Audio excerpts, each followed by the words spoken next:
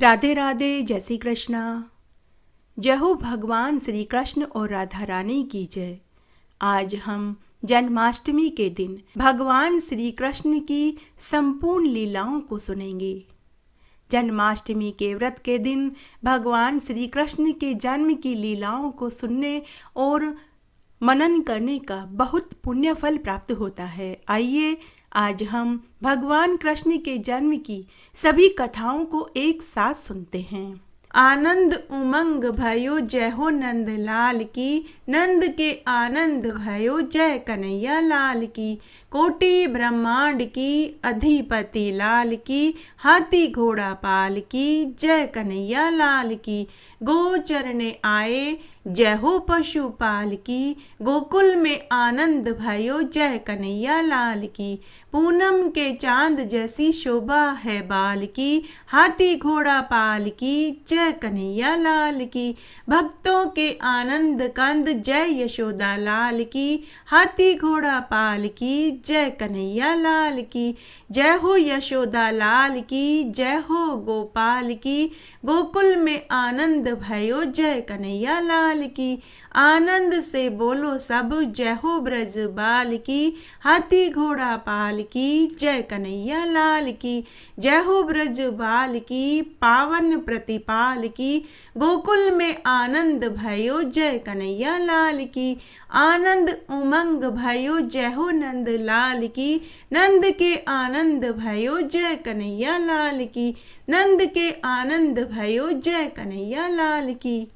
भगवान श्री कृष्ण का जन्म द्वापर युग एवं त्रेता युग के मध्य में हुआ था। श्री कृष्ण ने अपने मामा कंस के कारागार में जन्म लिया था। भगवान श्री कृष्ण की जन्मदात्री माता देवकी थी। भगवान श्री कृष्ण को उन्होंने कंस के कारागार में जन्म दिया।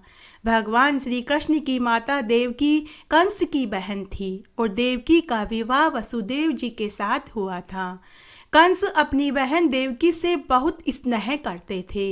एक बार जब कंस अपनी बहन देवकी को रथ पर बैठाकर उनके ससुराल तक छोड़ने जा रहे थे, तभी आकाशवाणी हुई कि अरे कंस, देवकी की होने वाली 8वीं संतान तुम्हारे वध का कारण बनेगी। कंस ने जब आकाशवाणी सुनी तो वह देवकी को मारने के लिए उद्यत हुआ। तब वसुदेव ने कंस से कहा कि तुम देवकी को मत मारो। देवकी को मारने से तुम्हारे ऊपर ब्रह्म हत्या का पाप चढ़ जाएगा। तुम्हें देवकी से और मुझसे डर नहीं होना चाहिए। देवकी से पैदा हुई 8वीं संतान को मैं तुम्हें लाकर दे दूंगा। उसके बाद कंस ने देवकी और वासुदेव को कारागार में बंद कर दिया। नारद मुनि ने कंस से जाकर एक गोलाकार बनाया और उसमें 8 बिंदियां लगाई और कंस से कहा कि अरे कंस, अब तुम बताओ कि इसमें से पहली बिंदी कौन सी है और आखिरी कौन सी है। कंस ने नारद मुनि से कहा कि नारद मुनि, मैं आपके इस मकड़ जाल को समझ नहीं पाया, कृपया करके मुझे अच्छे से समझाइए। तब नारद मुनि ने कंस से कहा कि वसुदेव और देवकी की पहली संतान ही तुम्हें मारेगी या 8वीं, तुम इसके बारे में कुछ नहीं कह सकते। अतः अब आगे का निर्णय तुम्हारा होगा। नारद मुनि ऐसा कहकर कंस के पास से चले गए। उसके बाद जब वसुदेव और देवकी को पहला पुत्र हुआ तो कंस कारागार में पहले पुत्र को मारने के लिए पहुंच गया। तब देवकी और वसुदेव ने कंस से कहा कि हमारा 8वां पुत्र तुम्हारा काल बनेगा, तो तुम हमारे इस बच्चे को छोड़ दो। लेकिन कंस नहीं माना और इस तरह कंस ने देवकी के 7 पुत्रों की बलि दे दी। उसके बाद माता देवकी ने अपनी 8वीं संतान भगवान श्री कृष्ण को जन्म दिया। जन्म के समय ही भगवान श्री कृष्ण ने अपने पिता वसुदेव और माता देवकी को दर्शन दिए और उन्होंने कहा कि आप मुझे गोकुल में माता यशोदा के पास छोड़कर आइए और उनसे जो बच्ची पैदा हुई है उसे लाकर कंस को सौंप दीजिए। तब भगवान श्री कृष्ण की बात सुनने के बाद वसुदेव ने जन्म लेते ही भगवान श्री कृष्ण को जमुना नदी में उफनते तूफान को पार करते हुए वृंदावन जाकर माता यशोदा के पास भगवान श्री कृष्ण को सुला दिया और माता यशोदा की पुत्री को लेकर मथुरा में लौट आए। उस रात भगवान श्री कृष्ण ने अपनी लीला से कंस को गहरी नींद में सुला दिया और कंस इतनी गहरी नींद में सो गया कि उसे कारागार में हुई किसी भी बात की कोई जानकारी मालूम नहीं चली। जब वसुदेव गोकुल से वापस लौट आए तो पुनः उनके हाथ पांवों में हथकड़ियां लग गई। कारागार के दरवाजे स्वतः बंद हो गए, पुनः अपने आप ताले लग गए और पहरेदारों की नींद खुल गई। बच्ची की रोने की आवाज़ से पहरेदारों की नींद खुली तो उन्होंने जाकर कंस को पूरी बात बताई कि देवकी को पुत्र नहीं बल्कि पुत्री पैदा हुई है। उसके बाद कंस कारागार में आया और उस बच्ची को जैसे ही मारने के लिए शिला पर पटकने लगा, उसी क्षण उस बच्ची ने कंस के हाथ से छूटकर देवी का रूप धारण कर लिया और ठहाका लगा करके हंसने लगी और बोली कि अरे कंस, तेरा काल तो गोकुल तक पहुंच चुका है और वह बहुत जल्दी ही तेरा वध करेगा और तेरे इस मथुरा को आजाद कराएगा। कंस देवी की बात सुनते ही कृष्ण को गोकुल में मारने के लिए अनेक प्रकार से राक्षसों को भेजने लगा, परंतु भगवान श्री कृष्ण ने उन सभी राक्षसों को धूल चटा दी। उसके बाद कंस ने विशाल राक्षसी पूतना को कृष्ण को मारने के लिए भेजा। पूतना वहां पहुंचते ही भगवान श्री कृष्ण को अपना दूध पिलाकर मारना चाहती थी, परंतु भगवान श्री कृष्ण उसका खून तक चूसने लगे। तुरंत ही पूतना अपने वास्तविक रूप में आ गई और पूरे गोकुल में हड़कंप मच गया। पूतना भगवान श्री कृष्ण को लेकर आकाश में उड़ने लगी और मृत्यु हो जाने पर आकाश से सीधा जमीन पर गिरी, जिससे कि पूरा गोकुल समेत आसपास के सभी इलाके हिल गए। जब गांव के सभी लोग और भगवान श्री कृष्ण की पालन करने वाली माता यशोदा और पिता नंद वहां पहुंचे और उस विशाल राक्षसिनी के ऊपर भगवान श्री कृष्ण बैठे हुए और खेल रहे थे। उस विशाल राक्षसिनी के पास कोई भी जाना नहीं चाहता था। तब भगवान कृष्ण ने पूतना का वध कर दिया। कंस ने भगवान कृष्ण को मारने के लिए अनेक प्रयत्न करे, समय समय पर अनेक राक्षस भेजे, परंतु भगवान कृष्ण ने सबको मार गिराया। तब कंस ने गोकुल में जन्मे 6 दिन पहले के सभी बच्चों का वध करवा डाला। तब कंस के मंत्रियों ने कंस को सलाह दी कि हमें राक्षसों को भेजकर पता लगाना चाहिए कि गोकुल में बलशाली बच्चा कौन कौन से हैं। तब कंस को अंदरूनी सूचना से मालूम हुआ कि बाबा नंद के 80 बरस की उम्र में एक बच्चा हुआ है, वह बड़ा ही सुंदर बलशाली है। तब कंस ने सबसे पहले पूतना राक्षसी को कृष्ण को मारने के लिए भेजा। पूतना एक राक्षसी थी। उसने एक बहुत सुंदर ग्वालन का वेश बनाया और माता यशोदा के पास पहुंच गई। माता यशोदा ने उसे कृष्ण को खिलाने के लिए उसकी गोद में दे दिया। पूतना कृष्ण को लेकर स्तनपान कराने लगी। उसने अपने स्तन पर पहले से ही विष लगा रखा था। तभी कृष्ण ने पूतना का वध कर दिया। उसके बाद कंस ने तृणावत नामक राक्षस को कृष्ण को मारने के लिए भेजा। तब तृणाव्रत कृष्ण को लेकर उड़ गया, लेकिन भगवान ने अपना वजन बढ़ा लिया और तृणावत संभल पाता उससे पहले ही कृष्ण ने तृणावत राक्षस का गला पकड़कर वध कर दिया। जब कंस को पता चला कि कृष्ण ने पूतना और तृणावत को मार डाला, तब तो कंस को पूरा यकीन हो गया कि यही देवकी का 8वां पुत्र है। फिर कंस ने वत्रासुर राक्षस को बछड़े का रूप देकर कृष्ण को मारने के लिए भेजा। उस समय कृष्ण गायें चरा रहे थे। तब कृष्ण ने वत्रासुर राक्षस को बछड़े के रूप में पहचान लिया। तब कृष्ण ने उसकी पूंछ पकड़कर ऐसा घुमाया कि वह एक पेड़ पर जाकर लटक गया और उस वत्रासुर राक्षस का भी वध कर दिया। फिर कंस ने बकासुर राक्षस को भेजा। बकासुर राक्षस एक बगुले का वेश बनाकर कृष्ण को मारने आया। उस समय कृष्ण ग्वाल बालों के साथ खेल रहे थे। बगले रूपी राक्षस ने कृष्ण को निगल लिया। तब कृष्ण ने उस बगले रूपी राक्षस का पेट चीर दिया और उसको भी मार डाला। उसके बाद कंस ने अघासुर राक्षस को भेजा। अघासुर राक्षस ने कंस से कहा कि मैं अभी गया और अभी वापस लौट आऊंगा। कृष्ण एक छोटा सा बच्चा है, उसको मारना मेरे बाएं हाथ का खेल है।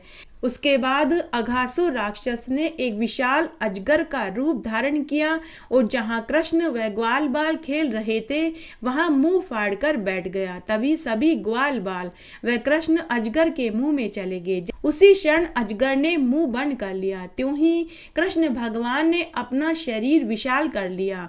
अघासुर सांस भी नहीं ले पाया। जैसे ही उसने सांस लेने के लिए मुंह खोला, सभी ग्वाल बाल बाहर निकल आए। तब कृष्ण भगवान ने उसका भी वध कर डाला।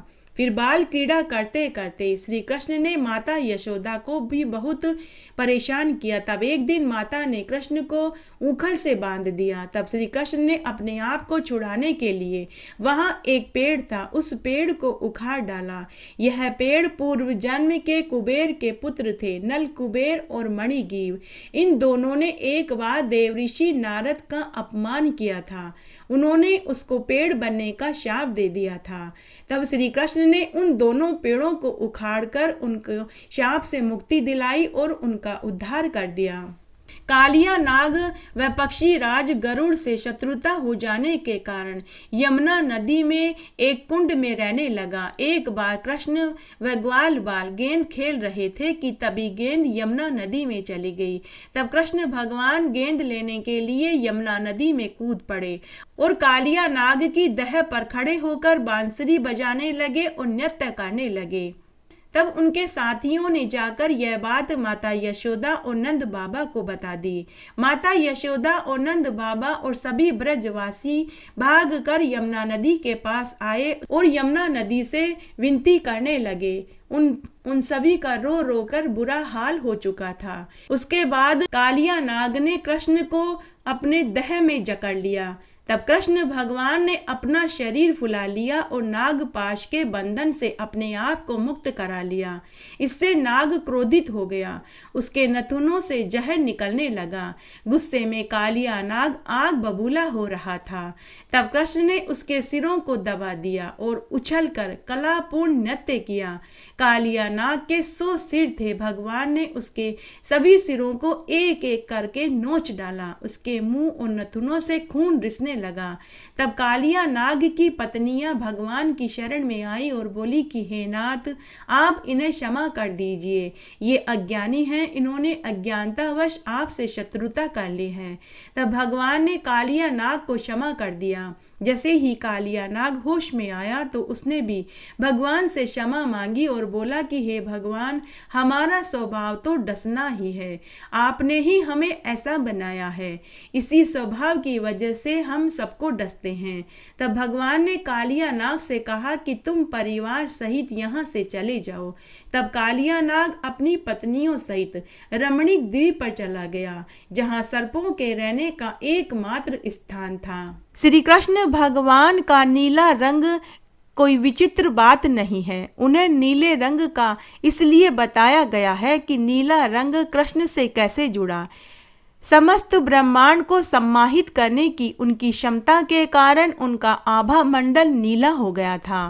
करावीरपुर का राजा श्रीगाला वसुदेव खुद को भगवान का अवतार मानता था। उसे यही लगता था कि असली वसुदेव वही है जिसके बारे में भविष्यवाणी की गई थी। एक बार श्री कृष्ण और श्रीगला आमने सामने हो गए। श्रीगला ने कृष्ण पर बाण चलाना शुरू कर दिया। कृष्ण ने उसे इशारे में समझाना चाहा, परंतु वह नहीं माना। आखिरकार कृष्ण ने सुदर्शन चक्र चलाकर श्रीगाला का वध कर दिया।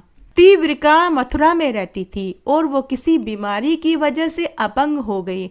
उसे किसी ने बताया कि वसुदेव पुत्र श्री कृष्ण तारणहार हैं और वे ही तुझे मुक्त करेंगे। तब त्रिविक्रा ने श्री कृष्ण भगवान की स्तुति करी और अपने हृदय पटल में श्री कृष्ण भगवान के दर्शन करे। दर्शन करने मात्र से ही त्रिविक्रा के सभी अंग ठीक हो गए और वह स्वस्थ हो गई। यदुवंशियों के पुरोहित गर्गाचार्य जी गोकुल में नंद बाबा के घर आए। नंद बाबा उन्हें देखकर बहुत प्रसन्न हुए। नंद बाबा ने उनकी खूब आतिथ्य सत्कार किया और कहा कि हे गुरुदेव, बुढ़ापे में मुझे पुत्र पैदा हुआ है, अभी तक हमने उसका नामकरण नहीं किया है। अब आप आए हैं तो लगे हाथ उनका नामकरण भी कर दीजिए। तब गर्गाचार्य जी वसुदेव से बोले कि मैं यदुवंशियों का गुरु हूँ, अगर मैंने आपके पुत्र का नामकरण किया तो कंस समझ जाएगा कि यह देवकी का पुत्र है।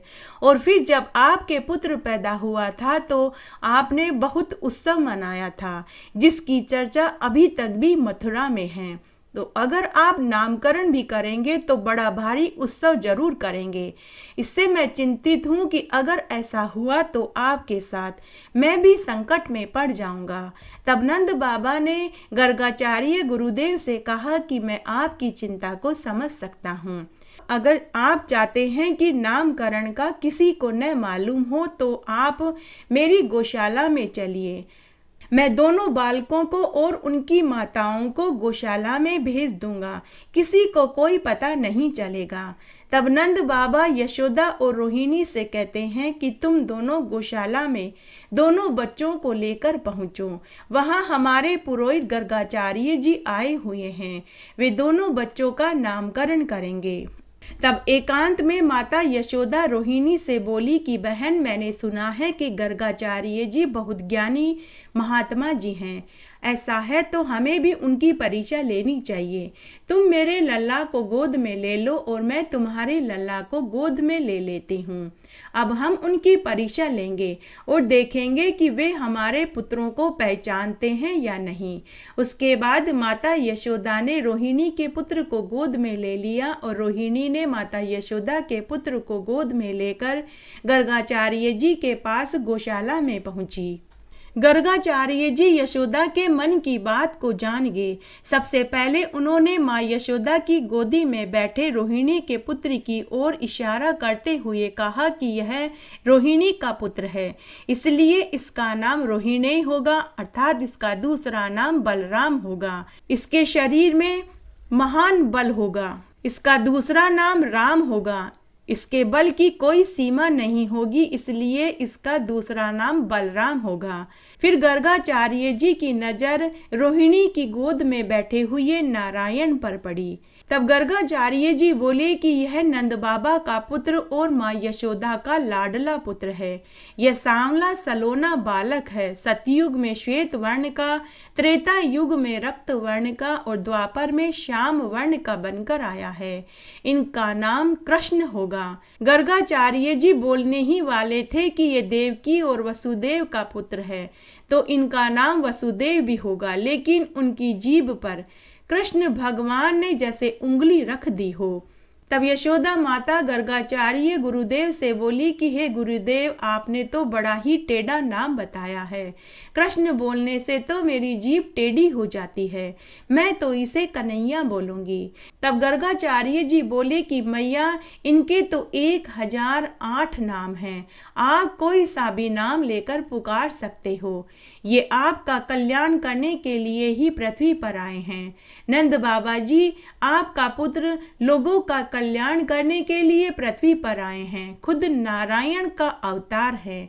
आगे कुछ और बोलते इससे पहले ही भगवान कृष्ण ने आंखों ही आंखों में गर्गाचार्य जी को आगे और सच्चाई बताने से इनकार कर दिया। भगवान श्री कृष्ण की बाल लीलाओं का अद्भुत सुंदर वर्णन हमें सुनने को मिलता है।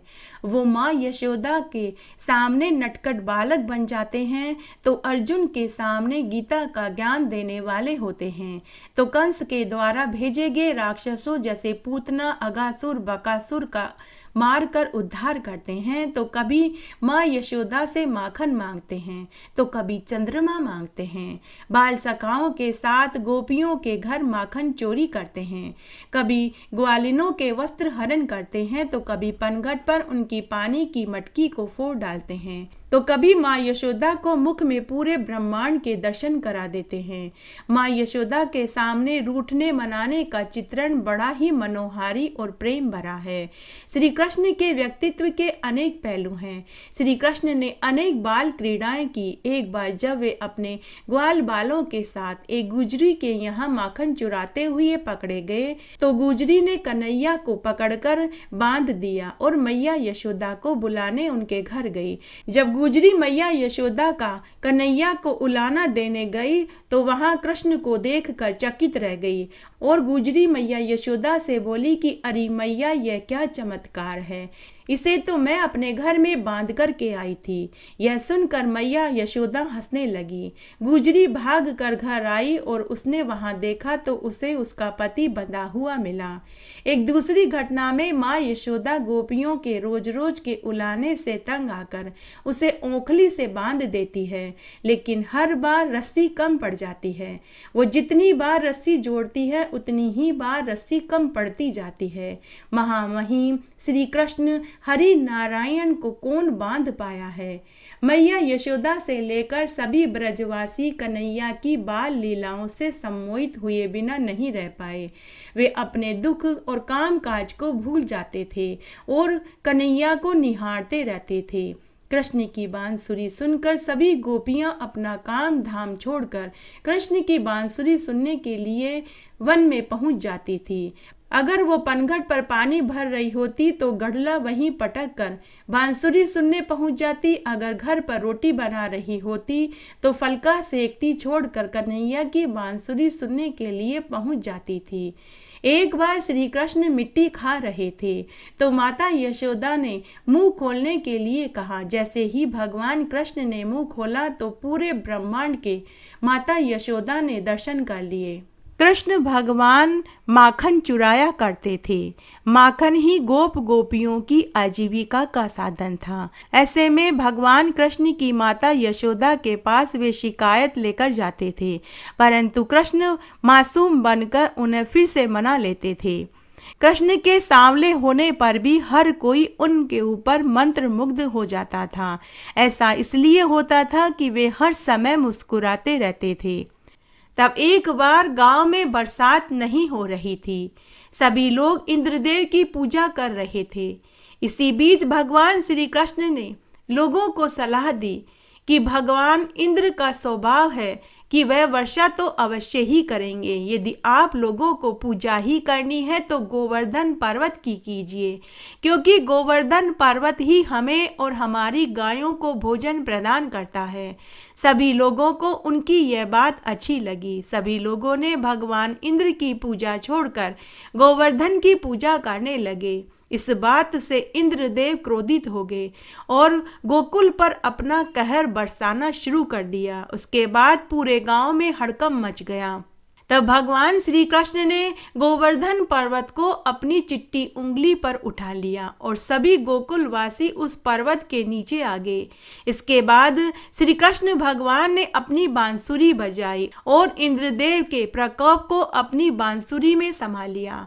इंद्रदेव भगवान श्री कृष्ण की इस लीला को देखकर हैरान रह गए और अपने किए हुए कर्म पर भगवान से माफी मांगने लगे। इसी कारण भगवान श्री कृष्ण का एक नाम गोवर्धन पर्वतधारी पड़ा।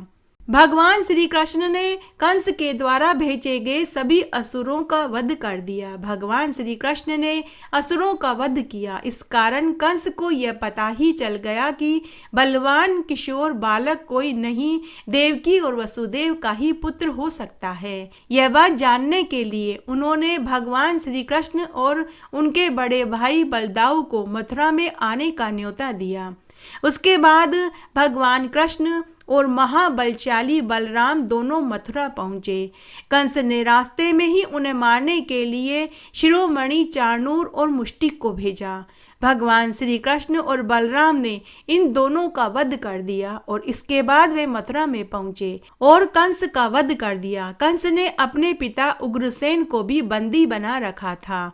अतः कंस का वध कर देने के बाद भगवान श्री कृष्ण ने उनके पिता अर्थात अपने नाना उग्रसेन को मथुरा का राजा बना दिया। के बाद श्री कृष्ण ने कंस का वध कर दिया और यहीं पर उनका अज्ञातवास समाप्त हो गया। इसके बाद उनके पिता ने भगवान श्री कृष्ण और उनके बड़े भाई बलराम को शिक्षा दीक्षा प्राप्त करने के लिए उज्जैन के संदीपनी आश्रम में भेजा। उज्जैन के इसी आश्रम से भगवान श्री कृष्ण और बलराम दोनों ने ही अस्त्र शस्त्र के साथ साथ शास्त्रों का भी ज्ञान प्राप्त किया। इसी आश्रम में भगवान श्री कृष्ण की भेंट सुदामा से हुई और यह इनके बहुत अच्छे मित्र बन गए। भगवान श्री कृष्ण अपने जन्म से ही बरसाने में जन्मी देवी राधिका से प्रेम करते थे। भगवान श्री कृष्ण ने अपने बचपन से ही सदैव देवी राधिका को परेशान करते थे और अपने नटखट स्वभाव से उनको सदैव रिझाते थे। राधा को भी भगवान श्री कृष्ण की नटखट लीलाएं बहुत पसंद आती थी। धीरे धीरे देवी राधिका भी भगवान कृष्ण से प्रेम करने लगी। अनेक शास्त्रों के अनुसार जब भगवान श्री कृष्ण ने राधा से अलग होते हुए यह कहा था कि प्रेम का अर्थ यह नहीं कि हम एक दूसरे से विवाह करें, बल्कि प्रेम का अर्थ यह होता है कि एक व्यक्ति का दूसरे से दिल से जुड़ाव हो जाना, जो कि भगवान श्री कृष्ण और देवी राधिका के बीच में कायम रहा।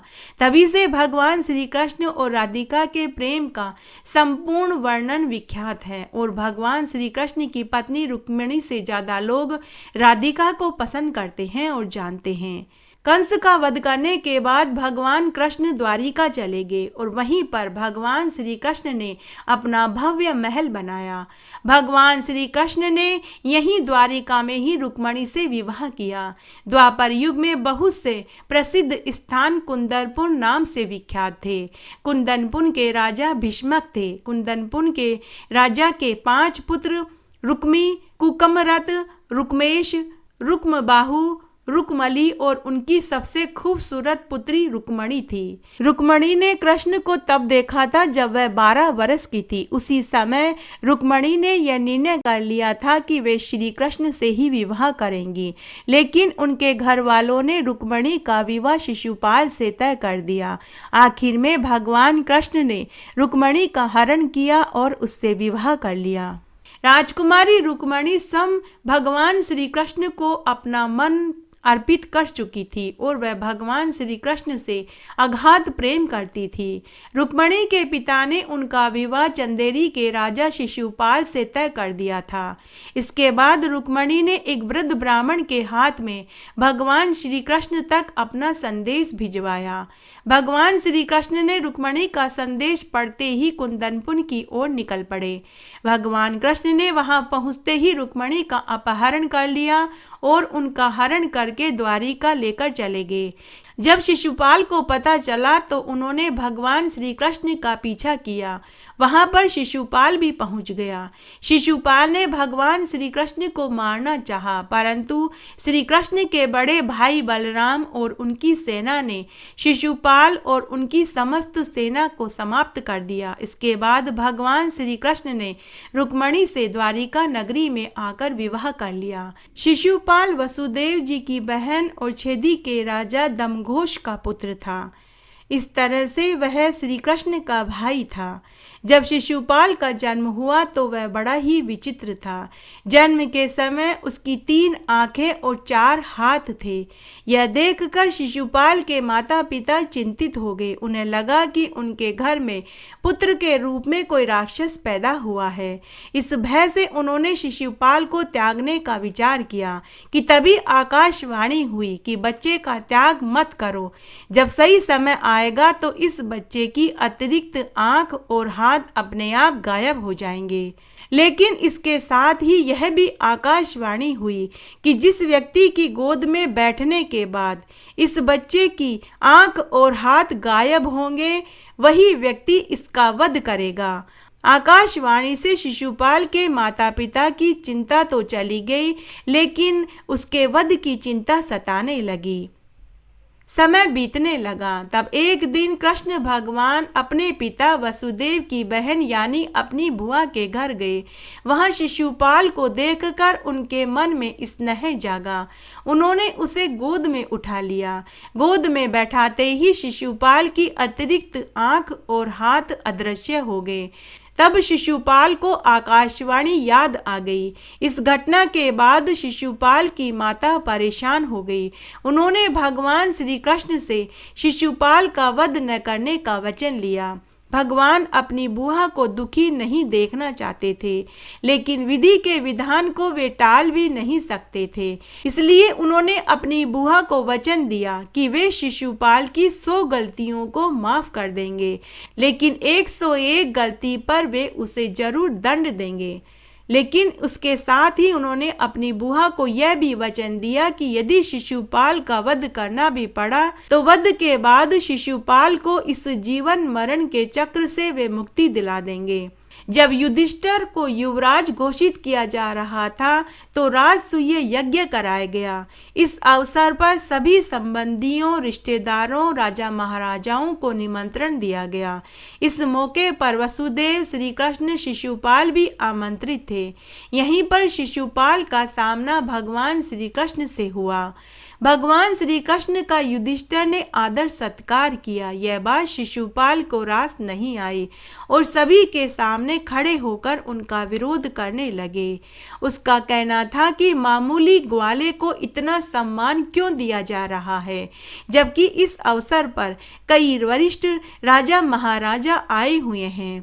भगवान श्री कृष्ण शांत मन से पूरे आयोजन को देख रहे थे, लेकिन शिशुपाल उन्हें अपमानित करता ही रहा और शिशुपाल भगवान श्री कृष्ण को अपशब्द बोले जा रहा था।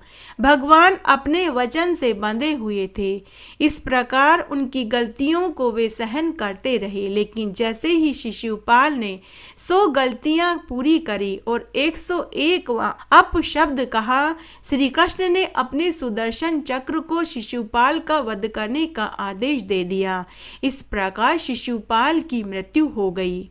मथुरा के राजा कंस के मित्र कहे जाने वाले केसी दानव का वध भी भगवान कृष्ण के हाथों ही हुआ था। केसी दानव राक्षस को जब कंस ने अपने काल के रूप में कृष्ण के बारे में जानकारी दी तो वह ब्रजवासियों को नुकसान पहुंचाने के लिए वहां पहुंच गया। केसी दानव द्वारा घोड़े के रूप में वृंदावन पहुंचा और ब्रजवासियों और जीव जंतुओं को नुकसान पहुंचाने लगा, जिसके बाद श्री कृष्ण ने यमुना के घाट पर केसी दानव के केश पकड़कर वध किया। तभी से इस घाट को केशी घाट के नाम से जाना जाता है। रुक्मणी के गर्भ से प्रद्युम्न का जन्म हुआ और प्रद्युम्न कामदेव के ही अवतार निकले। भगवान श्री कृष्ण की पटरानियों में सबसे महत्वपूर्ण स्थान रुक्मणी का था। श्री कृष्ण मथुरा में कंस को मारने के बाद मथुरा के राजा बन गए। कई दिन बीत गए, लेकिन मथुराधीश श्री कृष्ण ने भोजन नहीं खाया। वे गोकुल का स्मरण करते रहे। तब एक दिन कृष्ण के सखा व चचेरे भाई उद्धव जी से रहा नहीं गया, तो उद्धव जी श्री कृष्ण से बोले कि अब आप किस चिंता फिक्र में हैं, आपको तो खुश होना चाहिए। आपका जो मकसद था वह पूरा हुआ, कंस मारा गया, आप मथुरा के राजा हैं, देवकी और वसुदेव का प्यार आपको मिल रहा है, तो अब आप क्यों दुखी हैं। तब कृष्ण बोले कि मैं ब्रजवासियों को नहीं भूल सकता, मैं माता यशोदा और नंद बाबा को याद करता रहता हूँ। मेरे ग्वाल सखा, मेरी गोप गोपियाँ, ब्रज की गायें, बछड़े, ब्रज की धूल, यहाँ तक कि ब्रज के पेड़ पौधे सभी मुझे बहुत याद आते हैं। मुझे उन सब की फिक्र है, मुझे राधा की फिक्र है, सब मेरा इंतजार करते होंगे। तब कृष्ण भगवान उद्धव को गोकुल में संदेश देकर भेजते हैं कि तुम जाओ और उनसे कहो कि वे मेरा इंतजार न करें। जब उद्धव कृष्ण भगवान का संदेश लेकर जाते हैं तब सभी ब्रजवासी रथ की उड़ती धूल को देखते हैं तो वे समझते हैं कि उनका काना आ गया। सभी ग्वाल बाल सखा गोप गोपियां आती हैं, लेकिन कृष्ण को न पाकर सभी व्याकुल हो गए। उद्धव उनको कृष्ण का संदेश सुनाते हैं कि तुम्हें मेरा वियोग कभी नहीं हो सकता, क्योंकि मैं आत्म रूप से सदा तुम्हारे पास हूँ। मैं तुमसे दूर हो ही नहीं सकता। मैं शरीर से दूर हो सकता हूँ, लेकिन मैं तुम्हारे दिलों में वास करता हूँ। तुम सब मुझे याद करोगे, उसी समय मुझे अपने पास पाओगे। फिर उद्धव ने ब्रजवासियों से माता यशोदा और नंद बाबा के घर का पता पूछा, तो सभी बोले कि यह जो पानी बह कर आ रहा है, यह कोई नदी, तालाब और बारिश का नहीं, यह माता यशोदा के आंसुओं से बनी नदी है। ये जहाँ से बहकर आ रही है, इसके किनारे किनारे चले जाओ, वही माता यशोदा का घर है। तब उद्धव उस पानी के किनारे किनारे जाकर अंतिम पड़ाव पर पहुँचते हैं, तो माता यशोदा अभी भी करुण विलाप कर रही थी। मैया यशोदा व नंद बाबा ने उद्धव को गले से लगाया। कृष्ण व बलराम की कुशल से पूछी। उद्धव उनका अनुराग देखकर आनंद विभोर हो गए। जब गोपियों को मालूम हुआ कि उद्धव कृष्ण का संदेश लेकर आए हैं, तो सभी दौड़ कर आई। तब उद्धव उनसे बोला कि हे गोपियों, भगवान कृष्ण सर्वव्यापी हैं, तुम्हारे हृदय में वास करते हैं। तुम्हें कभी वियोग हो ही नहीं सकता, क्योंकि वो तुमसे दूर हुए ही नहीं हैं। उन्होंने कहलवाया है कि वो सदा तुम्हारे पास थे और सदा तुम्हारे पास ही रहेंगे। ऐसा संदेश सुनकर सभी गोपियां प्रसन्न हो गई। तब सभी गोपियों ने अपनी अपनी पीड़ा प्रकट करी। एक गोपी ने कहा कि कृष्ण तो मुझसे कल ही मिलने आए थे। किसी ने कहा कि कृष्ण मेरे हाथ से माखन खा कर गए थे। किसी ने कहा कि अरे, कल ही कृष्ण मेरा चीर चुरा कर भागे थे। तो किसी ने कहा कि कृष्ण की बांसुरी तो अभी भी मेरे पास है। तब जाकर सभी गोपियों का विरह ताप शांत हुआ। कई महीने तक उद्धव गोपियों के साथ रहे। गोपियों ने कहा कि उद्धव जी, हम कृष्ण का इंतजार करते हैं तो हम जीवित हैं। अगर हम कृष्ण का इंतजार करना छोड़ देंगे तो हम सभी उसी क्षण मृत्यु को प्राप्त हो जाएंगे। तब गोपियों के अलौकिक प्रेम को देखकर उद्धव का ज्ञान अहंकार का नाश हो गया।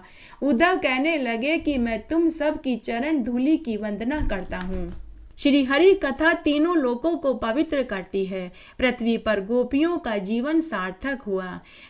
तब उद्धव बोले कि हे गोपियों, मेरी प्रबल इच्छा है कि मैं ब्रज में कोई वृक्ष, पत्ता, तिनका बन जाऊं, जिससे इन गोपियों की पद धूलि मुझे पवित्र कर दे। उसके बाद उद्धव राधा से मिलने गए और कृष्ण का संदेश सुनाया कि कृष्ण सदा आपके पास हैं।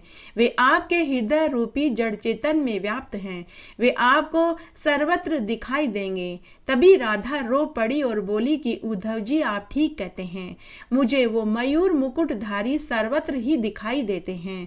वृक्षों में, लताओं में, कुंजों में वे कमल लोचन दिखते हैं। उनकी श्याम मूर्ति मेरे हृदय से हटती ही नहीं। कृष्ण के मनोहर रूप का वर्णन करने लगी। कृष्ण की लीलाओं का स्मरण करते हुए भाव विभोर होकर रोने लगी। राधा ने कृष्ण वियोग का मार्मिक चित्र प्रस्तुत कर दिया। कृष्ण व राधा की प्रेम भक्ति सार्थक हो गई। उद्धव जी राधा के विरह व्याकुलता को शांत करने में लगे रहे। तभी राधा मूर्छित हो गई कि उद्धव जी उनकी मूर्छा खुलने का इंतजार करते रहे। अंत में वे कृष्ण के मिलन का आश्वासन देकर पुनः मथुरा लौट आए। गोकुल से लौटते ही वे सीधे कृष्ण के पास गए। व्याकुलता का बोझ उनके सीने में था। यह बोझ वे उठा भी नहीं पा रहे थे। उद्धव कृष्ण के चरणों में अपना सिर झुकाकर के बैठ गए। जब कृष्ण ने उद्धव को देखा तो उसे सीने से लगा लिया। माता यशोदा, नंद बाबा, सखा, गोप गोपियां राधा की कुशल क्षेम पूछी। उद्धव की आवाज में एक ठहराव था। बारी बारी से वे सभी के समाचार सुना रहे थे। उद्धव बोले कि हे कृष्ण, सभी ब्रजवासी तुम्हारे लिए ऐसे तड़प रहे हैं जैसे जल बिन मछली तड़पती है। तुम तो यहाँ राजा बनकर बैठ गए हो और राजसी ठाट बाट का सुख भोग रहे हो। तुम बड़े ही निर्मोही हो। निर्मम कठोर हृदय वाले तुम कैसे होगे। तब कृष्ण ने उद्धव को गले से लगाया और कहा कि अरे उद्धव, ये निश्चल प्रेम है। यही तो मैं तुम्हें दिखाना चाहता था। आज तुम्हें भी समझ में आ गया होगा। प्रेम समर्पण का नाम है। प्रेम सर्वज्ञ सर्वस्व है। वो भी मेरा एक रूप था और आज जो है यह भी मेरा एक रूप है। आज मैं एक राज्य का उत्तराधिकारी हूँ। मेरे ऊपर पूरे राज्य का भार है। मेरी कुछ जिम्मेदारियां हैं। आज का कृष्ण प्रजापालक है, कल का कृष्ण नटखट बालक था।